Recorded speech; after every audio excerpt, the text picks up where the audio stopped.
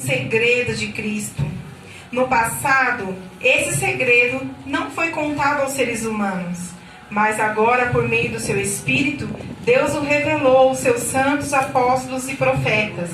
O segredo é este: por meio do Evangelho, os não-judeus participam com os judeus das bênçãos divinas.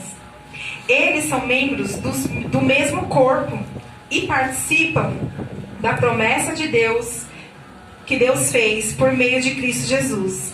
Graças ao dom de Deus, na sua bondade me deu, e pela ação do seu poder, eu fui colocado como servo do Evangelho.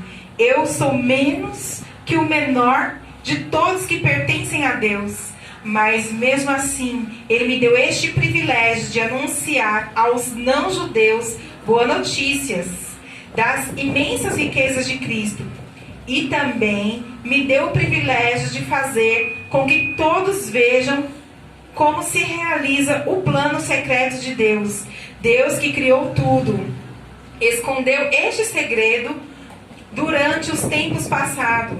E por isso aconteceu a fim de que agora, por meio da igreja, as autoridades e poderes angélicos do mundo celestial conheçam a sabedoria de Deus em todas as suas diferentes formas.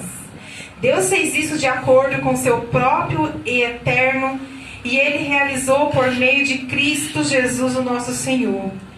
Por estarmos unidos com Cristo por meio da nossa fé nele, nós temos a coragem de apresentarmos na presença de Deus com toda a confiança. Portanto, eu lhes peço que não desanimem por causa dos meus sofrimentos por vocês, pois eles lhes trazem benefício. Por esse motivo, eu me ajoelho diante do Pai, de quem todas as famílias no céu e na terra recebem o seu verdadeiro nome. Eu peço a Deus que, da riqueza da sua glória e por meio do Espírito, dê a vocês poder para que sejam espiritualmente fortes. Peço também que, por meio da fé, Cristo viva no coração de vocês, e oro para que vocês tenham raízes e alicerces no amor, para que assim, junto com todo o povo de Deus, vocês possam compreender o amor de Cristo em toda a sua largura, comprimento, altura e profundidade. Sim, embora seja impossível conhecê-lo perfeitamente, peço a vocês que venham a conhecê-lo, para que assim Deus encha completamente o ser de vocês com a sua natureza. Amém? Eu fiz a leitura extensa, irmãos, pode sentar. Aleluia. Nova tradução na linguagem de hoje. Amém? Uma leitura, essa Bíblia, eu gosto que ela nos dá a entender muito bem daquilo que Deus tem para nós na palavra, né? A linguagem de hoje. E aqui, para que nós possamos entender, eu dividi essa ministração em 3 partes. Primeira parte, agora nós vamos falar do amor de Deus por nós. Então, aqui nós vamos primeiro entender o contexto pelo qual Paulo escreve aqui para os Efésios, nessa carta, dizendo que ele se colocava de joelho por essa causa. Então, vamos entender que causa é essa e o que ele está querendo dizer neste capítulo, o que ele está dizendo aqui nesta palavra. Então, nós vamos entender, ele está falando do amor de Deus por todos os seres humanos. De que forma? Aleluia. Aqui ele começa no versículo 1, ele está dizendo a mesma coisa do tema. Ele está dizendo assim: por essa razão eu oro a Deus. Então ele já começou a falar da oração no versículo 1. E aí no versículo 2, ele interrompe o que ele estava falando da oração, ele para um pouquinho para poder explicar algo. E nesse explicar, ele começa a dizer assim para nós, na carta, né? Para a igreja de Éfeso. Ele começa a dizer assim: olha, é um grande mistério que era oculto no passado e hoje ele foi revelado. Agora, através de Cristo, depois de Cristo ter morrido, ter ressuscitado, ter fundado a igreja e ter enviado o Espírito Santo, foi revelado agora esse mistério através do Espírito Santo. É isso que ele está dizendo aqui. Então, aquilo que não tem como a gente aprender nem saber através de letra, através de teologia vazia, através de estudos racionais. Eu não estou falando contra a teologia, até gosto de teologia, nós precisamos estudar teologia, mas eu estou dizendo do estudo racional, porque quando nós vamos fazer teologia, nós temos que entender que ali a palavra do Senhor, ela não é racional. Você não pode explicar como 5 pães e 2 peixes alimenta uma multidão, que quase 5.000 homens. Não dá para racionalizar a palavra de Deus. Você não tem como explicar um homem andando em cima da água. Você não tem como explicar a multiplicação dos peixes quando Pedro pesca a noite inteira, não tem nada. E de repente ele pesca e vem cheio que quase o barco afunda. Você não tem como explicar como Jesus com a palavra ele fala: calma, vento, acalma, mas tudo se acalma. Como foi a leitura do início. Então racionalizar não dá. E esse mistério não foi revelado aos fariseus, aos estudados mestres da lei, aqueles que eram do templo, não foi revelado a eles, porque eles estavam na racionalização, na letra, na lei, que a lei diz que é assim, isso é isso, isso é aquilo, e eles não foram pelo Espírito. Mas a revelação da palavra, ela não vem pela razão, ela vem pelo poder do Espírito. E Paulo está escrevendo neste texto que foi pela revelação do Espírito Santo que ele compreendeu este mistério. E aí ele diz aqui o que é o mistério. Ele diz que os não-judeus, que todas as pessoas que não são judeus, estes participam, junto com os judeus, das mesmas bênçãos. Temos direito de ter o nome no livro da vida, de receber todas as bênçãos que Deus prometeu a Israel. Salvação, libertação, prosperidade, tudo que é para Israel, ele também dá a nós, que não somos judeus. Então ele fala aqui que tanto os não-judeus como os judeus são membros de um só corpo em Cristo Jesus. Independente de ser judeus, de não ser, somos participantes da riqueza, da glória de Deus, da mesma maneira, porque Deus não faz a acepção de pessoas. Glória a Deus. Aleluias. E por que ele fala que só foi revelado esse mistério aqui? Porque até então, até Jesus vir, a salvação era só de Israel, era só dos judeus, a salvação era só deles.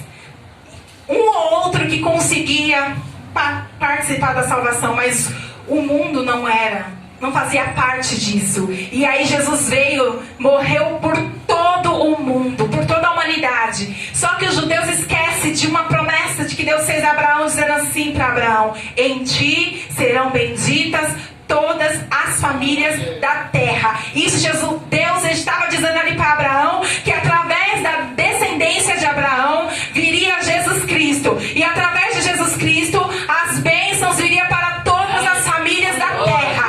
Aleluia. Aqui no Brasil, onde nós estamos hoje, as bênçãos do Senhor viria para nós através da vida de Abraão, da descendência onde chegou Jesus Cristo, que através de Cristo nós temos essa bênção. Aleluia. Então esse é o amor de Deus, que não faz acepção de pessoas. Paulo está escrevendo aqui dizendo assim: olha, igreja de Éfeso, lá no meio da igreja de Éfeso tinha judeus e não judeus. Não importa se você é judeu ou se você não é judeu, somos todos membros de um só corpo. E você for ler o capítulo inteiro, ele vai falar da circuncisão, porque o judeu, ele acredita que precisa circuncidar-se para ser salvo. Mas através de Cristo Jesus, nós não somos mais circuncidados na carne, mas no Espírito. É isso que Paulo explica. No Espírito nós somos circuncidados espiritualmente pelo Senhor. Nós somos selados e marcados por Deus quando Ele permanece em nós. Aleluia. Louvado seja. Aqui Paulo também está dizendo, né, que Cristo agora ele habita em nós, que o Espírito Santo agora ele habita em nós. E é por essa causa que ele se coloca de joelho. Aleluia. E ele fala aqui no versículo 14: por esse motivo eu me ajoelho diante daquele de quem todas as famílias do céu, que significa todos os seres do céu, os anjos, e também todas as da terra, recebem o seu verdadeiro nome. E ele, traduzindo esse versículo, ele está dizendo assim: tudo vem de Deus, tudo tem o DNA de Deus, tudo tem a digital de Deus, tudo veio dele. Então eu me coloco de joelhos diante daquele a qual dele saiu todos os anjos, todos os seres viventes do céu, aleluia, todos os seres viventes da terra, aonde saiu diante deste Deus eu me ponho de joelhos. Aleluia. Aleluia. E nessa noite nós nos colocamos de joelhos diante de um Deus que Ele é. Que dele veio todas as coisas, porque por dele, por meio dele, para ele são todas as coisas. Aleluia. Que com o seu poder ele criou e depois ele nos comprou com o sangue. Glória a Deus. Aleluia. E aqui nós aprendemos o que isso pode trazer para nós. Nós aprendemos, né, que Deus não faz acepção de pessoas e que o amor de Deus não é melhor para um para outro. Muitas vezes a gente olha e parece até que Deus tem filhos prediletos. Você está esperando uma bênção do Senhor, Deus te fez uma promessa, aí você está ali aguardando e alguém do seu lado recebe aquilo que Deus prometeu para você e você fala, mas como? Deus prometeu para mim, eu estou esperando e essa pessoa que recebeu. E aí a gente começa a achar que Deus fez acepção de pessoas, que Deus foi injusto. Não, é porque existe o tempo de Deus para cada um e o tempo daquela pessoa chegou, o seu ainda vai chegar, porque Deus ele é justo. Apenas aguarde, porque talvez você não está pronto ainda para essa vitória do Senhor. Então não pense que a pessoa recebeu uma bênção do Senhor que você não recebeu, é porque Deus ama mais a ele do que a você. Aleluia, porque o amor de Deus é incondicional e é igual para todos. Aleluia. Então Paulo fala aqui, mais para frente, depois ele vai dizer que ele ora e pede para que a riqueza da glória de Deus e a sabedoria do poder do Espírito dele habite dentro de cada crente da igreja de Éfeso. Aleluia. Então Paulo está orando para que a riqueza da glória e a sabedoria e o poder do Espírito de Deus habite dentro de cada um. E eu quero dizer uma coisa: a sabedoria, ela não está na letra. A letra acrescenta, ela ajuda, ela nos fortalece, mas a sabedoria está no Espírito. Glória a Deus, aleluia. Aleluias. É o Espírito de Deus que põe dentro de nós o entendimento e a sabedoria e revela os mistérios grandes. Aleluia. Como você pode explicar, aleluia, como esses homens aqui, lá muito tempo atrás, tinha tanta sabedoria, que não tinha tanta faculdade, tanto estudo como hoje. Nós estamos no tempo das informações, tem internet, e esses homens recebiam no Espírito. Paulo, aleluia, recebia no Espírito tanta revelação da glória de Deus. O Espírito vinha de Deus, no Espírito dele dava sabedoria para que ele pudesse falar. Então quem não tem sabedoria, peça a Deus. Aleluia. Então Paulo se colocava de joelho para que essa sabedoria estivesse sobre a igreja de Éfeso. E ele dizia assim em sua oração: para que dentro deles habite a glória de Deus, a riqueza, a sabedoria, para que eles entendam e compreendam. Entendam o que é o amor de Deus, a altura do amor de Deus, a profundidade do amor de Deus, a largura do amor de Deus, o tamanho do amor de Deus. E ele fala, nós não podemos compreender literalmente, de fato, claramente como é. Aí ele fala que nós não podemos ver verdadeiramente como é, compreender verdadeiramente o amor de Deus. Nós não conseguimos. A nossa mente, o nosso cérebro é limitado. Nós não conseguimos entender o tamanho deste amor. E quando eu estava lendo isso aqui hoje à tarde, eu vi uma revelação no meu espírito de um oceano. E esse oceano inundava a terra como se fosse o dilúvio de águas.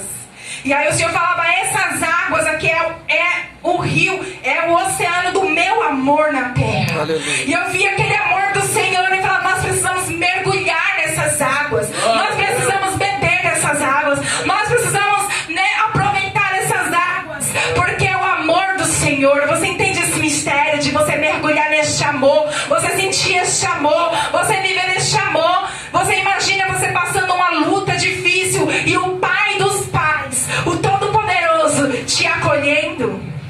Aleluia. Para quem tem intimidade, pode se sentir abraçado, pode se sentir acolhido, pode se sentir no colo do Pai, pode se sentir que Ele está enxugando as suas lágrimas, que Ele está do teu lado dizendo, não temas, não temas.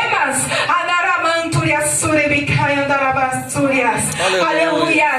Este amor é tão grande que nós não podemos entender, nem compreender a altura. Mas ele fala que, ainda que de fato não podemos compreender o tamanho dessa natureza, ainda assim eu peço que vocês procurem conhecê-lo. Procurem conhecer este amor. Aleluia. Eu também quero falar uma outra parte que está aqui em Colossenses. Aleluias. Glória a Deus, aleluia, Jesus. Louvado é o nome do Senhor. Está em Colossenses 2, capítulo 2 de Colossenses. E o versículo de número 6, eu vou ler do 6 até o 10. Só ouça, diz assim: portanto, já que vocês aceitaram Cristo Jesus como Senhor, vivam unidos com Ele. Estejam enraizados nele. Construam a vida sobre Ele. E se torne mais forte na fé, como foi ensinado a vocês. E deem sempre graças a Deus. Tenham cuidado para que ninguém se torne escravos por meio de argumentos sem valor, que vem de sabedoria humana. Isso aqui é a racionalização da letra que eu falei. A sabedoria humana e terrena. Essas coisas vêm dos ensinamentos de criaturas humanas e dos espíritos que dominam o universo e não de Cristo. Pois em Cristo, como ser humano, está presente toda a natureza de Deus. Aleluia. E por estarmos unidos com Cristo, vocês também têm essa natureza. Aleluia. Aleluia. E Ele domina todos os poderes e autoridades espirituais. Entende a profundidade dessa palavra? Glória a Deus, aleluia. Aleluia. Quando eu li isso aqui, eu parei, fiquei um tempo meditando nisso e pensando nisso. Que grandiosidade. Ele está dizendo aqui: você que aceitou Jesus, você que recebeu Jesus na sua vida, funde agora a sua raiz em Cristo Jesus. Ande com Ele como um só. Se conecte com Ele como se vocês dois fossem um. Unidos, Jesus e a igreja, Jesus e você. Nós temos esse relacionamento fundado em Cristo de uma maneira tão profunda, uma maneira de intimidade com Ele. Por quê? Aleluia, porque você não vai ser preso por ensinamentos e argumentos humanos. Sabe aquela sabedoria humana que vem argumentando e te convencendo e te mantendo em cadeias, em cativeiro, em prisões? Mas esse tipo de sabedoria que não vem do Senhor, que não vem do Espírito de Deus, que nos coloca jugo pesados, que nos coloca como num cativeiro, que nos coloca em prisão. Esse tipo, aqui Paulo está dizendo que vem dos espíritos que dominam o universo. Quais são esses espíritos que dominam o universo? Lá em Efésios 6:10 ele vai falar dos principados, potestades que ficam nas regiões